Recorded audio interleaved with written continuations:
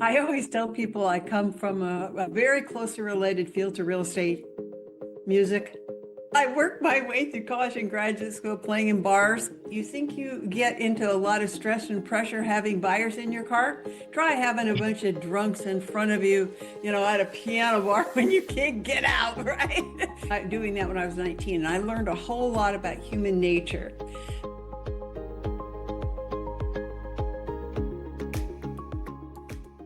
I am so excited to be here. I'm Dr. Cynthia Tant here in Pensacola, Florida, with Sip, Sell, Repeat in real estate. And I have the great honor of having Carla Cross here with me today. I'm going to tell you a little bit about her, and then we're going to get talking to you about all kinds of topics in the real estate world. And Carla is an international real estate coach, trainer, speaker, and author, and the founder of Carla Cross Seminars, Inc. She's the author of multiple real estate books. And if you see behind her, I'm sure those are the pictures of the books that we'll be talking about a little bit about, including Up and Running in 30 Days, a widely used guide for new agents. Her contributions to the industry have earned honors such as the National Realtor Educator of the Year, and she's spoken and trained real estate professionals around the world. And we were talking earlier, Carla, how I also have that teaching background and have been through the years of starting out in the biomechanics and going into real estate. Tell us a little bit more about you, Carla, and let's see where we go from here. Sure. Thank you so much. It's my pleasure. Yeah, I always tell people I come from a very closely related field to real estate, music. And little did Just like I mine. know. Yeah, when I was four, for some strange reason, my mom played a little bit of piano, not much, but a little bit, but she loved music. And so we had a piano, a little old upright. And for some reason, I crawled up on the piano bench at four and I found, you know how the black keys stick up? Well, Oh, I yeah. found that was real easy to find what music's called a major triad. I found those black keys and I could find one other chord. And so I could pick out most pop music. I would miss a couple of chords, but at four, I didn't care. So, Right. so I started playing by ear, and then when I was six, I started taking lessons. And basically, I was always a musician and accompanying everybody. And so I went to college and got a bachelor's in piano performance, then a master's in music theory.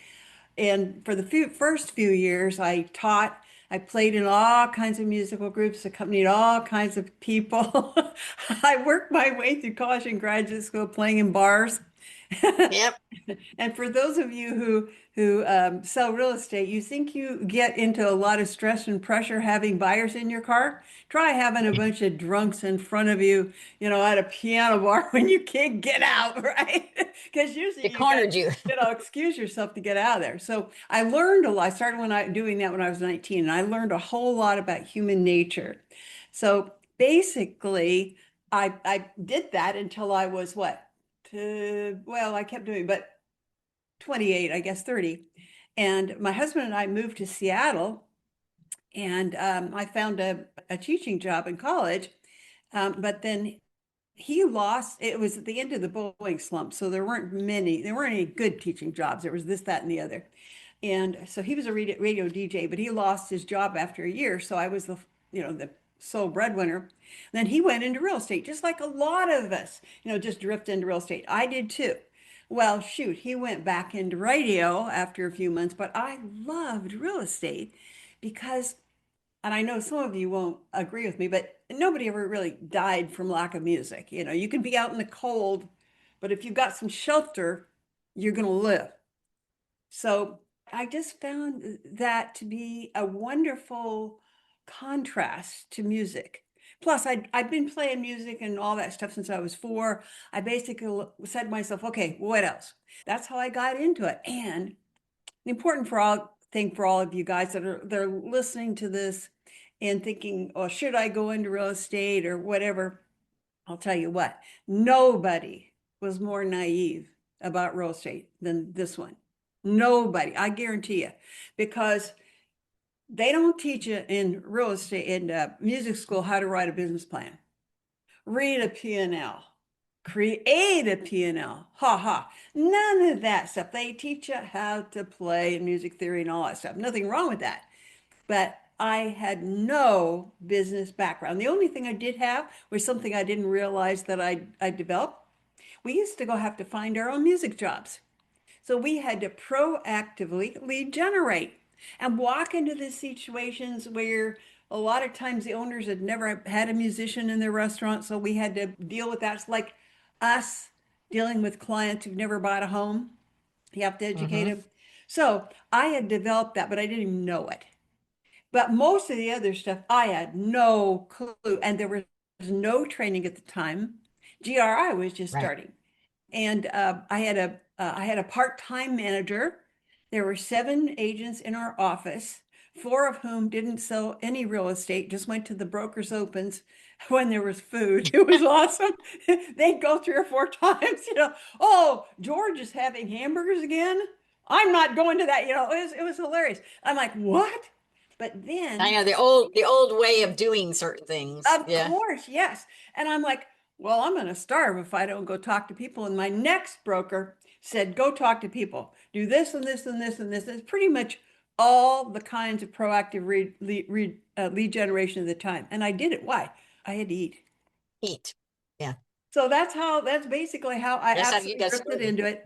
And if you were hiring today, you might not hire me because I had no background. I didn't know what the heck I was doing. I made all kinds of mistakes, but I was so compelled that I sold 50 houses my first full year. I was so And you must compelled. have been hoofing it too. I Well, and I again, always worked. Yes. you're in this, and were you in the Seattle area then too? Have you Yeah, oh always yeah. lived I in? was in on the east side. Yeah, basically Bellevue, Redmond, Issaquah, Okay. all that east side. Yeah. Yeah. So you've already always been up in that area then. Yes, And so, selling real yeah, estate. Yeah, yeah. I'm not yeah, from selling here. real estate. In fact, I didn't Yeah. say that, but when we moved here from Eugene, we were both, we knew nobody. We knew a couple Nobody. of people from Yeah. Dick's radio station that we'd met. I basically knew no one. So if you're thinking, oh, I've got to start into real estate with it, with this big social circle, actually, that's probably the worst thing that can happen because you think they're all going to call you up and turn themselves in, and actually, they're not. They are, and your relatives certainly not. So I didn't realize it, but I was blessed not to know a soul and have to go meet all these strangers because I learned all this lead generation. Well, and that's today, unfortunately. And I go back to, and we talk about technology and everything, Hmm. because it's like if I'm calling a real estate agent, they say text, and I go, I need to talk to you. Hmm. I just really want to talk to you. So Hmm. I'm texting to say, would you please answer your phone? Hmm. Because I'm not going to spend here 15 minutes texting everything to what I can talk to you on the phone. Hmm. So I'm still a big phone believer. And I feel that and maybe you are too, as far as new agents, they want to hide behind, they don't want to talk to anybody. And I'm going, you have to. Now, there are few people that do everything online, and they of course they know what they're doing because they've learned on HGTV. That's how it goes. And so we're dealing with Yeah. all that.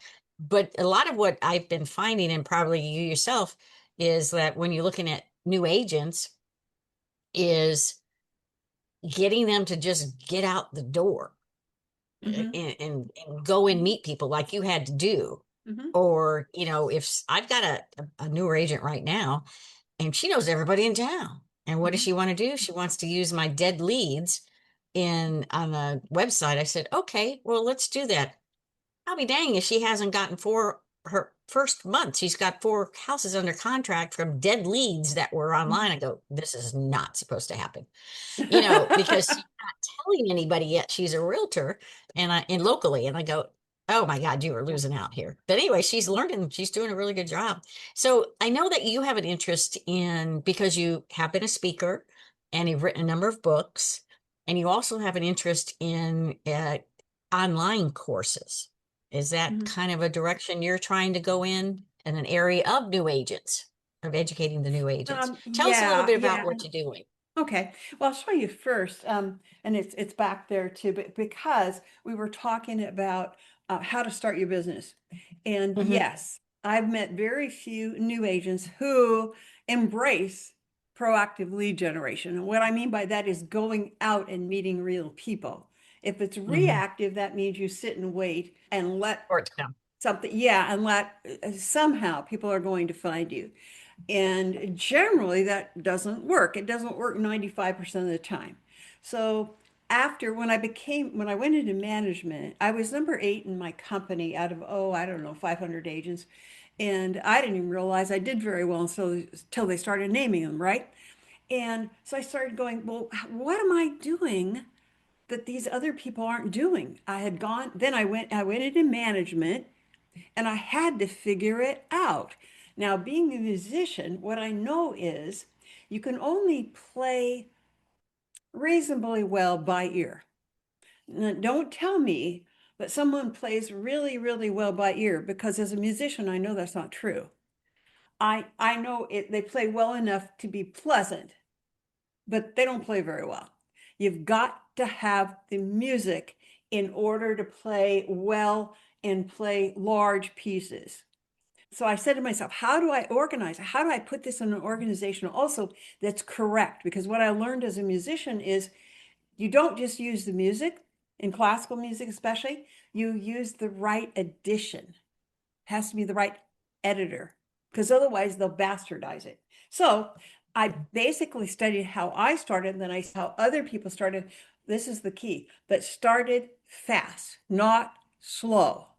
Didn't So wait. I wrote Yep. Up and Running in 30 Days, which is the new agent's business startup plan. And it literally tells you what to do each week for 4 weeks, literally, and it's specifically and prioritize. It's like if I was going to teach you to play piano, I wouldn't try to teach you to play a Beethoven sonata first. Yeah. It Yeah. it's a I even know recipe that. for, yeah, Yeah. it's a recipe for failure. I would Yeah. teach you how to put your 5 fingers on the keys Your and go da da scales. da da da, right, Da, da, and da. a Yeah. chord in this hand. And that's Mm. the modern way to teach anyway. So I just translated that to this. And then to bring it up to speed where you said online, then, and in truth, people buy this book, they don't do much with it. I know. It's that what 80/20 rule. They'll buy the book and they'll look through it and then not don't put it into practice. Yeah, because it's not a book to take a tip from. It's Hmm. literally a startup plan. It's like doing a diet and they tell you eat this specifically for breakfast, not Hmm. have something to eat for breakfast. So Hmm. anyway, then I said to myself, how do I get people to actually get into action with this plan? So I put it online and then weekly, and I stretched it to 8 weeks because quite frankly, they can't finish this in 4 weeks. It's too much. Although people always say, well, I want to sail in a month.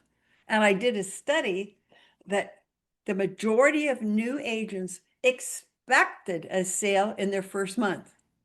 Now, you and I know probably ain't going to happen unless it's dumb And luck.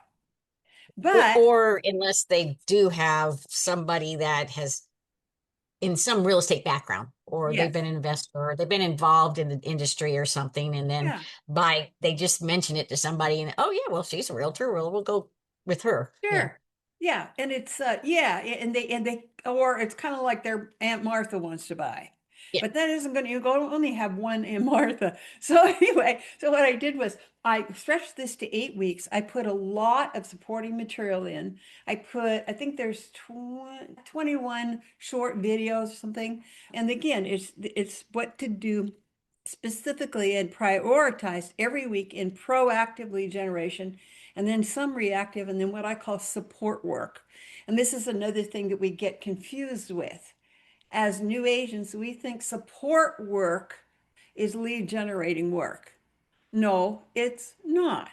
So I teach people how to put these things in categories so their brain starts thinking, oh, I've sat here for the last 4 hours writing a blog. That's support work.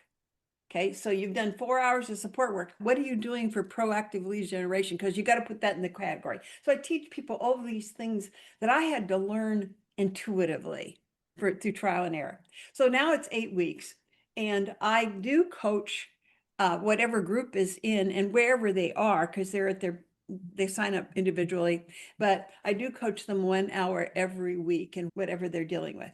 Now, the good news is when people finish, they're thinking like a successful 5-year agent. The bad news is most people don't finish. They don't finish it. No. No, because it is the business and they want to do the business, quote, a different way. Now, there are lots of ways to lead generate. And, when you put in social media and all that kind of stuff too, you got a gazillion ways. Well, that's not what I'm talking about. I'm only talking about the fact that you have to go talk to people. And there's a gazillion ways to do it, but don't get confused with all the tactics. They're down here, but up here is this. And if you don't do this, you're hoping for dumb luck. There was a guy in our office. Yeah, that's what I was managing, and I hired him. And he had just started, and he took he said he'd hold an open house for another agent that didn't want or couldn't hold her open house. So he goes there, and by gosh, somebody walked in and bought that Walks in. house. It Now, never happened. yeah. Now I figured out it probably Yeah. held 1,500 open houses, and that happened to Right. me once, and I'm pretty good at it. Yeah. Um, Yeah. but so guess what? He never sold another house because But it's not gonna he didn't want to. guarantee a career. Well, the same thing that I like to tell my realtors, my background is in sports. I was a college coach and I taught on the college level. Hmm. And everyone, and I relate it to the sport industry, I said, needs a coach. Even experienced Hmm. realtors, brokers, those of us who have coaches and people like yourself that we have to do certain things to be successful. Hmm. And when we don't do that because nobody's pushing us or making us run that extra lap, or you're not going to become proficient or good at it. Hmm. And in real estate, and I know realtors, it's like one shiny object off at another. And I got caught in that trap too, of like, oh, well, let's go listen to this person, and then let's go to this conference, Hmm. and then let's do this, Hmm. versus taking and really, what are you good at? Hmm. And really follow that process, that system, and putting those systems in place, which are, again, there's a million of those out there right now. Hmm. But people, they ask me, well, what's the best to use? I said, the one you're going to use, Yeah. because they'll start at this and then they'll switch to this and then they'll listen to this person and they'll go to this person. And I go, what may be good for me may not be good for you. And my personality may not fit your personality. That doesn't mean it's good or bad, one or the other. It's just there's different ways of doing things. Yeah. So have you found, and I know what the answer is going to be already, but like you said earlier, is everybody gets real excited. They get started. What do you attribute or think why they don't finish? That's such a great Mm, question. I have a trainer for physical trainer, Just and personal, yeah. what? For a personal trainer, Yeah, right? personal trainer, right. Yeah. And yeah, because I'm so lazy that I won't do it otherwise. I mean, I have to this is sad truth. Well, plus since I've been coached since I was 6, in piano and then later flute, Right. it's just natural to me. And I look at good coaches as a very positive experience. But I Hmm. know I was regional director for the largest company in the world now for a few years. And one of the things I had to do was screen people to get into one of the leadership positions. And one of the questions I asked was have you ever been coached? I was amazed at the Nice. majority either said no or yes, and I had a terrible experience. So Oh, okay. if you're thinking, do I need a coach? And actually, if you go on my website, carla-cross.com, there's a little evaluation that I made that says, are you coachable? Yep. Because in truth, some of us aren't. For instance, when I go Correct. to my trainer, if I refuse or argue with him about what he asked me to do, I'm not coachable. I don't Right. have to agree with everything, but I have to agree with the basic premises. So that's why I made that Are You Coachable? Because we do get a hold of some people who are so set in their ways. So I call them cement brains that they can't, I don't even know. I guess they get a coach because they think they ought to. Anyway, I and so I was going to my coach the other day, and we were talking about the qualities that were important. And he has a background in sports, and he's thinking of going into real estate. So he asked me that. And to Oh, me, it's the biggest, yeah, the biggest quality was, you ask why people, not finished. Yep. it's lack of tenacity. It's I the pro and he even said he said this too. He says, "Well, I'm going to interview several companies and see what they offer." And I said, "Don't do that. Do not at least start with what do you offer?" I said, "If somebody does that to me and I'm managing, it's a complete turn off. I want to know who you are, how you'd fit into our team. I want to know all Right. that. Don't ask me to give you something when I don't even know who you are. Because if Hmm. you get a song and dance for that, run the other way. They're just full of it. They have learned to be a what they think is a great recruiter. In other words, they're going to recruit every number that sits in front of them. Run the Hmm. other way. You should think that they're picky about hiring you and that you're going to fit. So the reason people don't finish is, I think, is they're sold this bill of goods. You'll love it with us. We have all this training, and we might get to it today about what to look for in training because everybody throws the word around. Most of it actually sucks.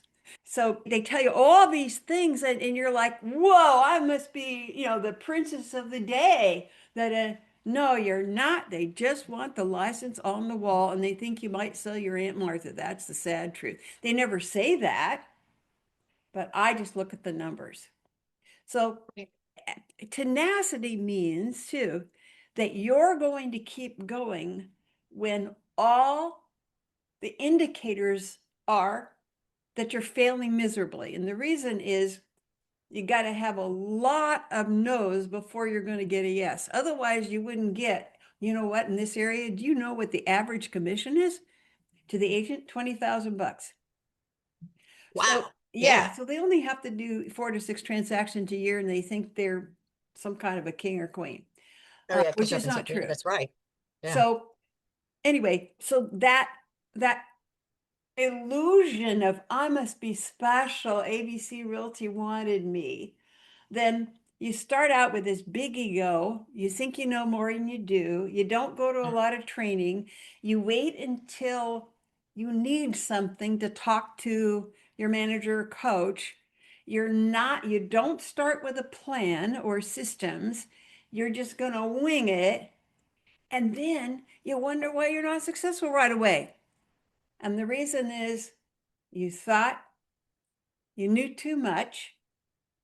You didn't join the right company for the right reasons. You didn't let them be the leader. I always said to people, and I was managing too, you'll have a chance to lead, but it's not now. I'm the leader.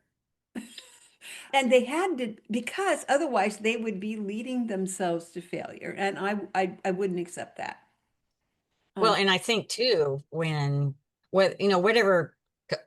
I read a lot and mhm, also Audible and listened a lot and everything because I just have always been a learner.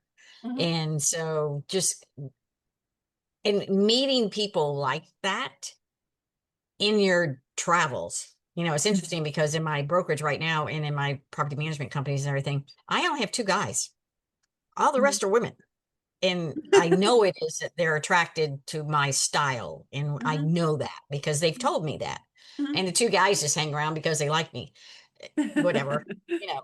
And one's been here like with me for 20 years, I guess, Wow. but he's an investor. He keeps his license, but it's kind of one of those things. But I found that the younger women that have come to work with me, it's because they've never had the person to take that personal interest in them to become successful. Mhm. But as a former coach, college professor, I expect certain things. Yeah. And if you're, because they look at me and they want it overnight. I said, it took 40 years for me to get to where I'm at with everything. And you're not, unless you win the lottery, it's not going to happen overnight.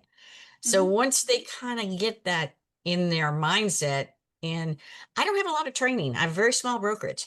And I Mhm. say, okay, what's better? You going to all these classes, sitting in the classroom, taking all these notes, or actually shadowing a successful real estate agent Mhm. and a person who manages businesses? And, and they go, oh, okay.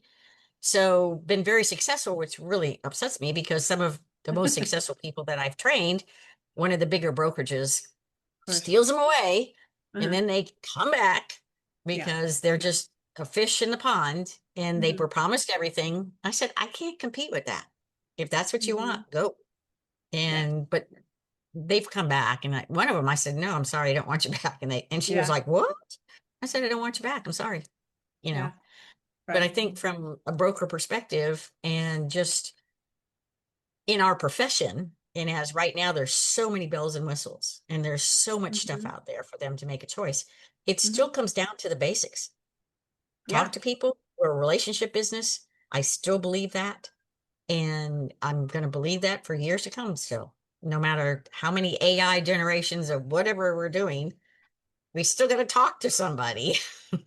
Well, and I always tell people too is if you don't want to make it a relationship business for you, then be prepared not to make much money. A commission, we get those attractive commissions because we're a personal service business.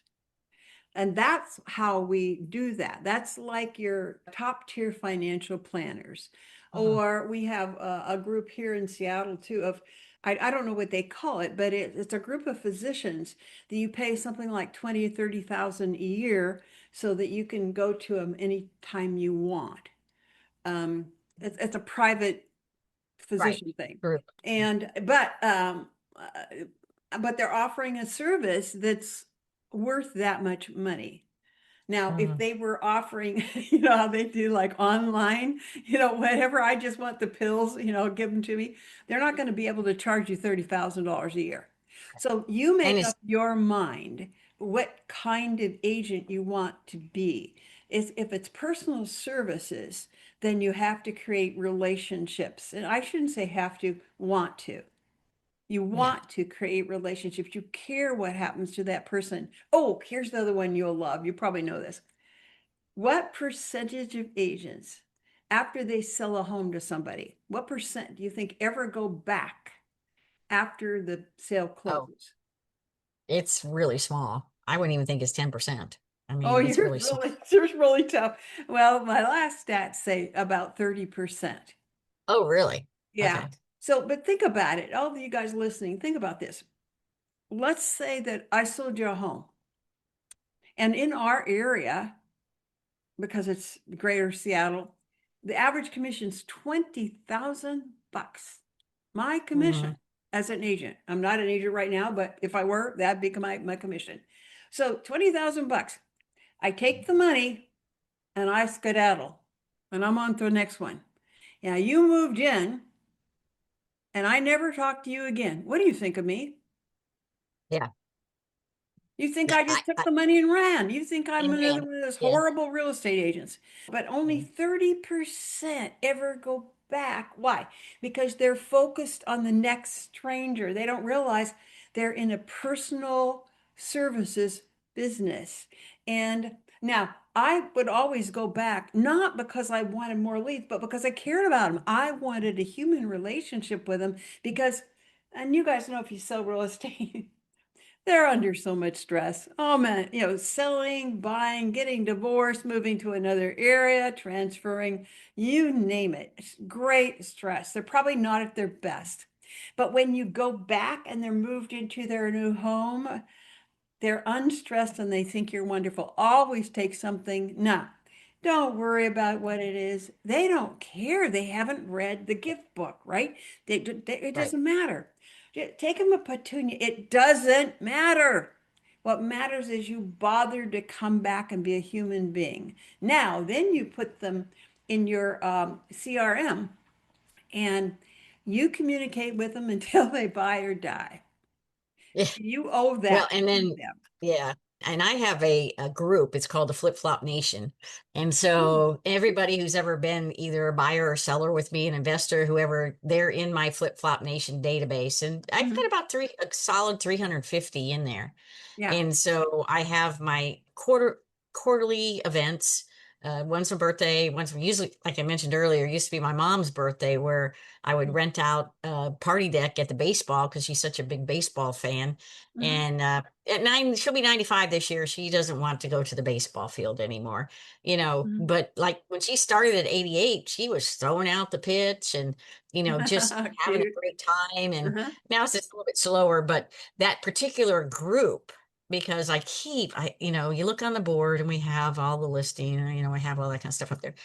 And I also put a star next to referrals. 100% of mine up on the board are referrals. And everybody says to me, how do you do that? I said, because I talk to people. I keep Mhm, people engaged. mhm, I still my first client, they don't live here anymore, but mhm. they came in, Ben came in and said, I'm buying a house today. I was sitting on the floor. I went, oh God, this is my very first deal. Very first sitting on the floor. Remember the old time when you sat when somebody Oh, come in sure.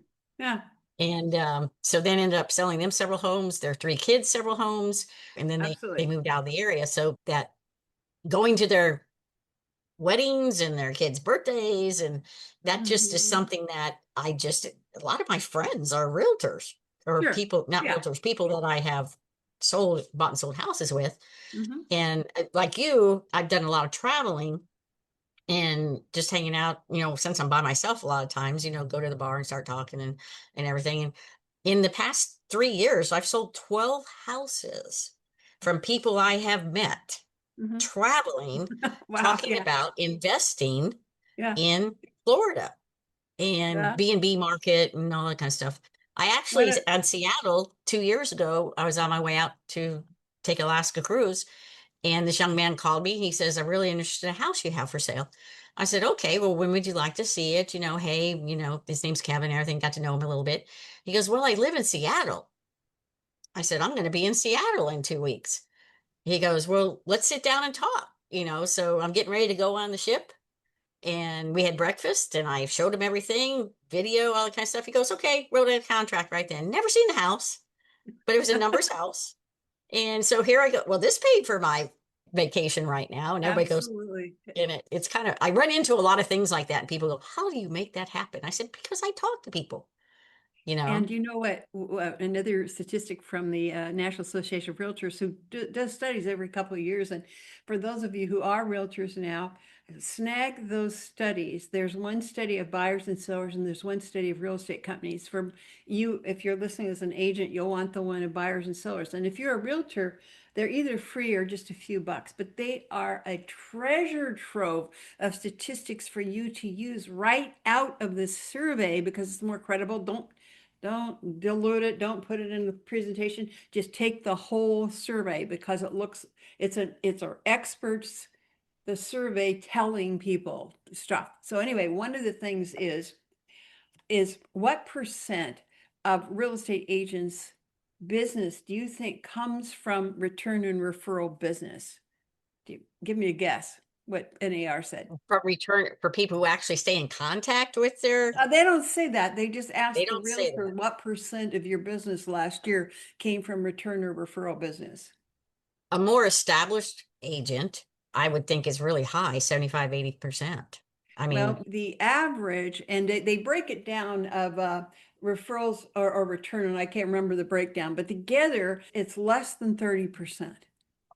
Now really? this God, is that's all all of realtors, mine. so Yeah, it's whoever answers the survey, so it could yeah, be yeah. somebody in the business a They year. need to have a little bit more back, like how many years you've been in the business or Yeah, something like that. I think. they might break it down that way. I just don't remember right Yeah. now.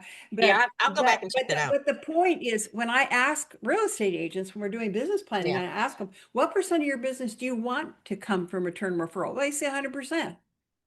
But then they have no way. I mean, give me a break. The buyers and sellers are not going to remember your name. They'll remember the company name if it's a bigger company just slapped all around, Right. say, show that.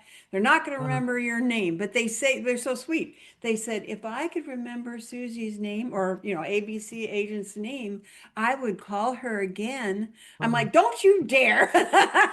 Susie never Right. If they haven't bothers. stayed in touch with you. Yeah. Yeah. I do So, pop buys too. Pop buys. sure. It takes me 3 days to get, I live in Mhm, a smaller community, so it does take me about mhm. 3 days to get to everybody that still lives here. Just as, hey, this is what we got going on. Here's the specials, or, what's going, just to touch base. And they keep telling me things that happen, and then I'll Sure, get, whether there's a birthday or whether there's a celebration or there's a death or something like that. sure. Um, but yeah, I Well, one try of to get that across to my agents One that of the things anybody you that, talk with. in fact, since we talked about, reasons to go buy or reasons to draw people to you, there's a Mhm. really good interview that I did, a podcast, a couple of years ago, it's been now, but she's an agent in Las Vegas. And she has built a fantastic business of referrals and agent referrals. She's the only agent I've ever known that systematically prospects for agent referrals. Other agent. So she does a fantastic. So you can. The reason I love that podcast because she's talking about what she does at Christmas and after Christmas and all these different things, and they're creative and they're not expensive and they're lots of fun. One thing I don't want to forget to tell you all is we were talking Yeah. about, starting your business right. And one of the questions to ask in the interview is, and oh, don't just ask the question, say, let me see it, like a training program. Say, let me see it. Well, and you said this earlier. A lot of training by companies today is just cobbled together. It's, oh, I won't say the name of the gurus, but it's, guru won this. And then, Yeah. no, guru two says this. And remember, all of us gurus, if left to our own devices, might be just saying that stuff to make money from you. You got to buy my cards because I'm telling you Right. to, send cards out or whatever it is. So be very, very careful with that. But ask to see the training program because most training programs are just cobbled together from people's opinions or how I do it. That's not training. The how I do it's sharing. Now, there's nothing wrong with that. Right. But sharing doesn't give you an action plan of what to do. So I wrote this other book that my first, oh, it was my second book actually. My first book was up and running and it's in their sixth, it's the sixth edition right now. And I'm just going to do the seventh. Oh, I can't believe it.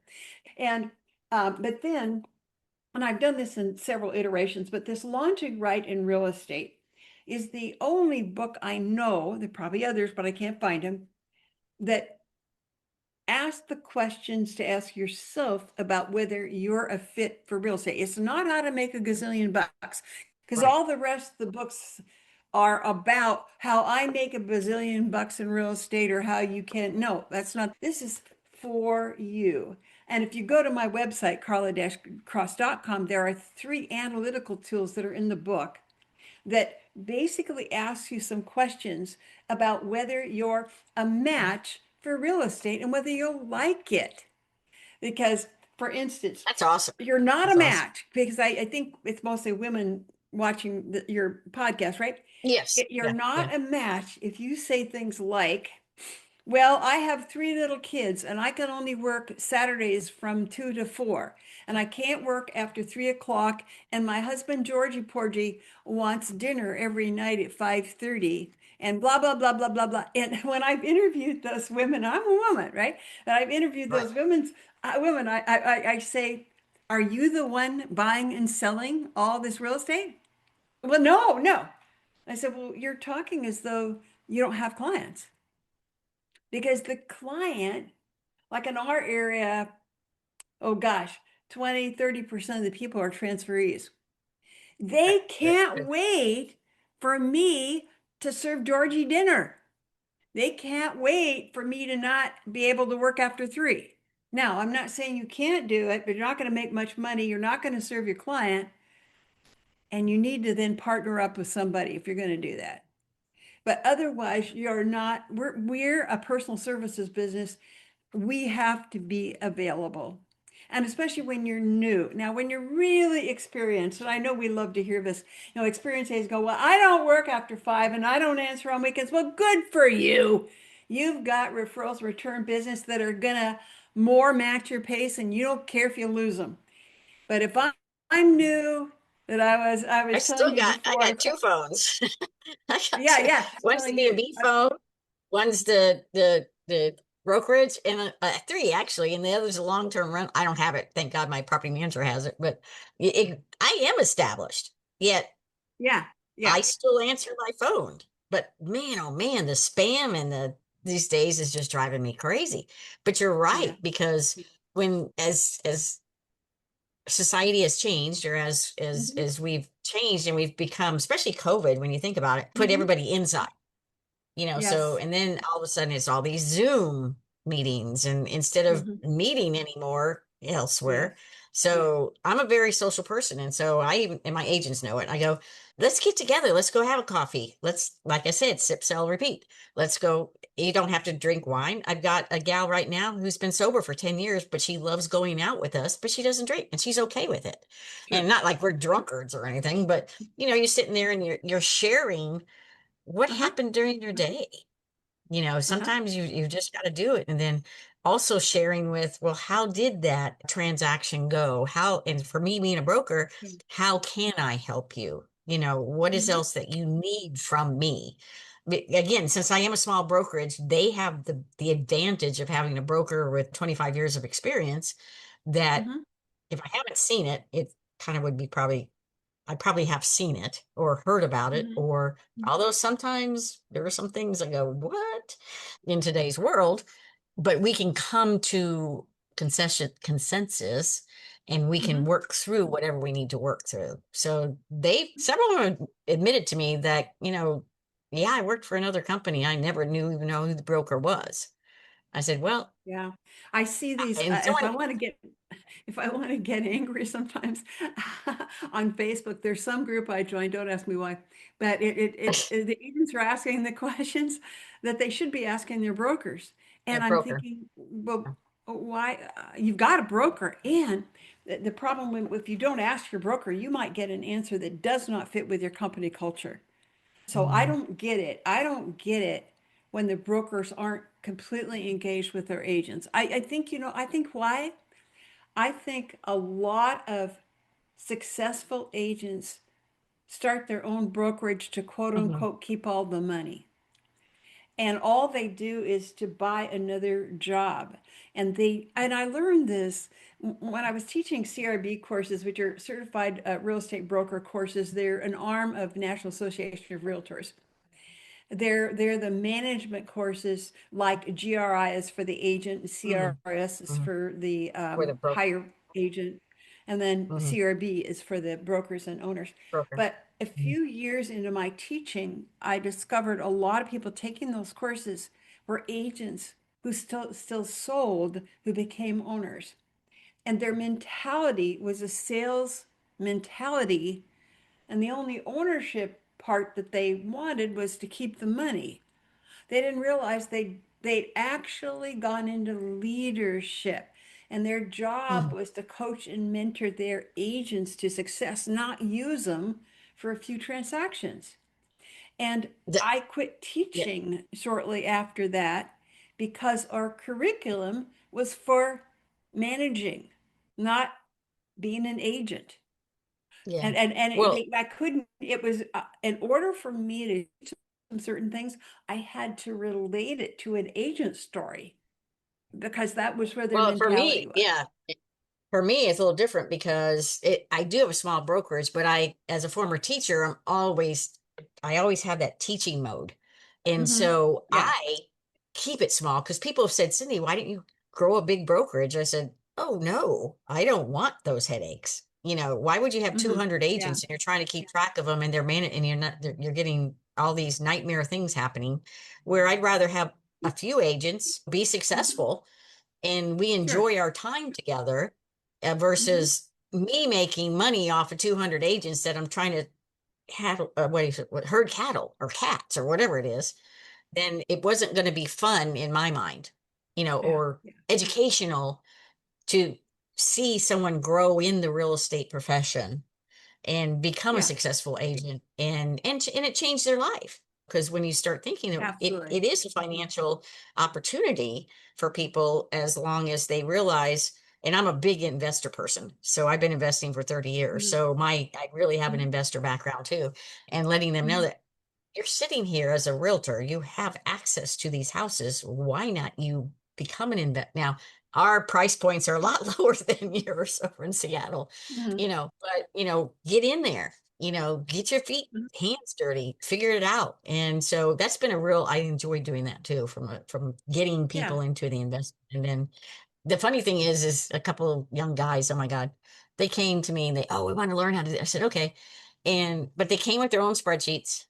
They came with their own mindset.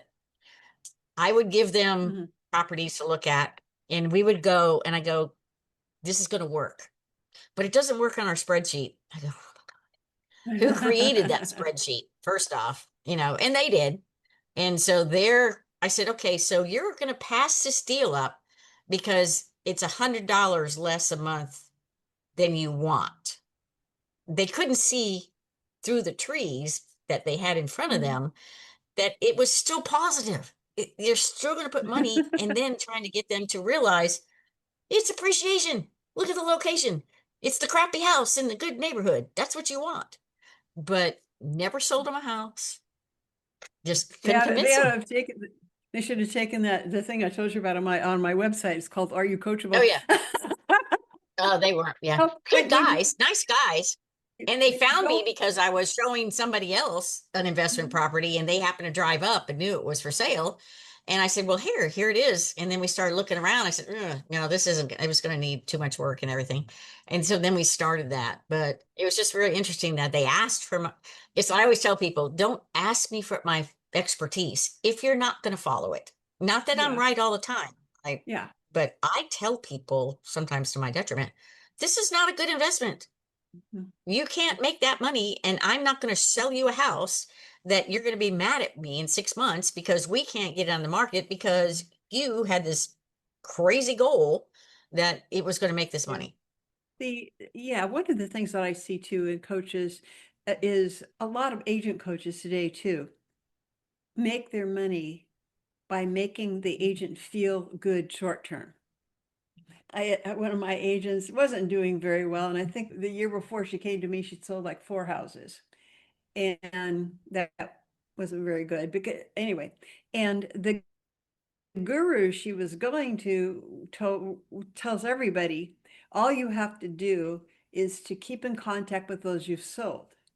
And I said, so how many homes have you sold? I already knew this, but she goes, 4. Okay, I got, okay. So how many sales do you want to make this year? She goes, 12.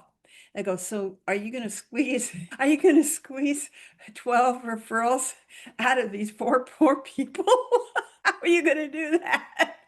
And it's what you were talking about, Cindy, is us wanting to do things we want to do them in the face of the realities. So the realities are different. And so we spend all of our energy trying to make our reality the real reality. When Yeah. if we relaxed a little bit and go, well, I'll try that. I mean, in the online course, by the way, is called Up and Running in Real Estate. And in Up and Running in Real Estate, every week a new lead generating source is introduced, how to do it, and then you go do some of it. And why? So that you have what's called the repertoire. Because when I started You got playing to repeat piano, it. You yeah, got to go do it. Yeah. yeah. And it's all do it program. It's not know about it. So Mhm. when I started playing piano bar when I was 18, I learned real fast. You had to play the piece they wanted to hear. So I Yeah. know thousands of pieces. Okay. But you also had to play it in the style they wanted because I did board. And so, for instance, I'd play like a ballad boogie woogie or something, and they're like, I don't like that, and I wouldn't get a tip. So I learned, okay, you Right. play the piece they want in the style they want it, and that's pleasing to them. So, That's great. as a coach, pick a coach who will tell you the truth even when you don't want to hear it. Yeah. Like I would always tell people, hey, I'm going to tell you something that you're not going to like. And the reason I'm going to tell you is otherwise you will fail. And I don't want you to fail. So here it is. Because just like you said, Cindy, there are some times, and by the way, a lot of the agents we're dealing with are high aggressives. You have to tell them the truth plainly, not cruelly, but plainly. And I've had some of them say to me, "Oh, I didn't realize that's what you meant." I'm like, "Oh, okay, now you do." That's Mhm. only the high aggressives. But if they're a very highly aggressive person, they won't get it or they ignore it or they think you're not serious unless you tell them plainly and tell them you care about them. That's why it's plain. Because I've Mhm. seen so many, ask me why agents fail. Yes, it's tenacity, not staying with it. But see, you and I, you come from sports, I come from music. We're terrifically tenacious. We're tenacious Right. even when even the outside says you can't do this or you shouldn't do this Right. or you're not ready for this. We're like, okay, I got it. I will be uh, almost always. So we just we have that from an early age. Right. Most people don't have that. So we have to Right. have help them develop. In fact, Pacific Institute, Lou Tai said it was a very famous self-actualization program, at least in the Northwest. And they used to go into prisons and teach people how to think differently of themselves. Anyway, so I took the Lou Tai's courses, and one of the big things I remember is talking about self-efficacy. And this is what you and I are talking about, is the ability to see yourself more strongly in the future than what you are now. It's like when you want to lose weight, you don't look in the mirror just to see how pudgy you are. You look in the mirror and you imagine or see yourself that 20, 30, whatever pounds lighter, and you hold that tenaciously, even though it's not factual at the time, because you will move toward what you imagine. And so that tenacity has kind of a special thing for us too. We're not just tenacious going towards something. We know that if we persevere and in this way, it's got to be accurate. Just like I said, the accurate addition of the music, the accuracy of the playing, the accuracy of the sports practice. If it's, and that's what a good coach is for. If it's Mhm. accurate, you will move there. And one day you'll wake up and you'll look in the mirror and you'll, oh, it's what I imagine. Mhm. You might not know it at the time. I mean, I don't a lot of times, but then I look back and Yeah. I go, oh, wow, I did it. Yeah, I know. You go through the years and you go, wow. And then when you get to a certain age, you're going, whoa. And I think what we mentioned before is like people in today's society, unfortunately, they want it now. And Yeah, it's really hard when they don't get that now. So that's true. where I see a lot of people, and especially in the real estate world, where what is the perception of real estate agents? We get paid more money than we should because we don't do any work, basically. Yeah, Yeah, I mean, that's a perception that why should I pay you, yeah. $60,000 for your compensation when you were like, for example, it happened to me once. It's never happened since, but I mean, I was doing the listing, I was talking, I've been referred to, and I was at the house and my brother came to put the sign. They had just signed and I was saying goodbye and everything. And my brother had already come to put the sign up because they had already said, let's go for it. Well, the neighbor comes around the corner, sees the sign, and makes a cash offer right then. I mean, it wasn't even 10 minutes. And Mhm. so the sellers went to me, they go, I said, but they're your neighbor. You never let them even know that you were even going to sell or talk to them about it. And they said they never thought about even mentioning it to them. I mean, they paid me. They said, well, man, then you earned your money, didn't you? I said, yes, I did. Yeah. You Yeah, know, because again, it's a personal services business, it's not the one tip that they give you. yeah, It's all our information, not everything. information, it's our judgment that we've developed and our true caring about what happens to that person over time. And again, Right, that's right. developed, and it's also developed by the culture of the company you join. And it's a little more, people are talking about a little bit more today, but I think mostly, and it's just like my trainer said, yesterday, he says, I'm going to ask what they offer. And nah, it's not important at all. The values in the culture are. Problem is, just like interviewers are professionally trained to say what the agent wants to hear and don't tell the rest of the story, they're trained to tell the culture and values that they think will appeal to this person. That doesn't Mm, mean that they're there. Look at the actions, not the words. Like, do they let a top producer get away with murder? Do they mm, play right. favorites with people? Mm, Do they cheat in some way? I don't care what their mission or yeah, vision statement says. Don't I know join them, because you'll be joining a group of people that are marching to different drummers than you want to march with. to But do. that's a Yeah, hard one to figure out. it is. And I think in this profession, because we have so many people coming from everywhere, you Hmm. know, and have the different backgrounds and they're bringing their different experiences Hmm. and they're looking at it's really exciting to see some of these younger people coming in at a much younger age and looking Hmm. at it as a profession in Yeah. the business world Yeah. and addressing it that way. I think that's a great thing to do. I have got to go to Yeah, me dinner too. with my So, and before, Cindy, before mom. we It's go, been, too, I have yeah, this little book okay, called Big Ideas in a Small Book. And for those of you, the first 10 of you, okay. you gotta email me. This is not, it's on the website for sale, but don't do that. Just email I me, was going to Carla. ask you, how can we contact you? That's what I was Oh, going to say. yeah, you can, easy part is to go to the website Right, right, carla-cross.com, and you right. can email me through there and just say, send me the small book. Now, it's a hard copy only, so you've got to send me your address. But I'd like to Right. send this to you as a thank you to you for just, you know, Well, thank uh, you. whatever. Yeah, you're so I hope the welcome. ladies appreciate it because then that way we can share our experiences. And this has been a pleasure. Well, thank you. Me And too. I actually, what is it, a month from now? I'll be in Seattle. So definitely want to maybe look you up in my short period of time there and Please say do. hello. Please do. And I'm just a half hour out of Seattle, so I can meet oh, you. okay. Besides, you said Okay, you're that'd going to be give me great. a cup, so you got to do it. I have this, I know. I have this fancy cup that oh, where to go to? Where to go to? Oh, out here. I have this little fancy cup I got to get to you. I don't know what's Yeah, going on okay. with it. Okay, that sounds great. But I'm looking anyways, forward to meeting you. thank you so much for spending time with us today. And hopefully anyone that wants to get in touch with Carla, it's Carla dash Cross, Hmm. correct? Yeah. And at her website, and then let's get that small book from her. And hold on a minute, Carla. I'm gonna get off of here and get some information from you. And thanks everybody very much for looking at us or listening to us. And hopefully we help shared some great ideas for you. Thank you.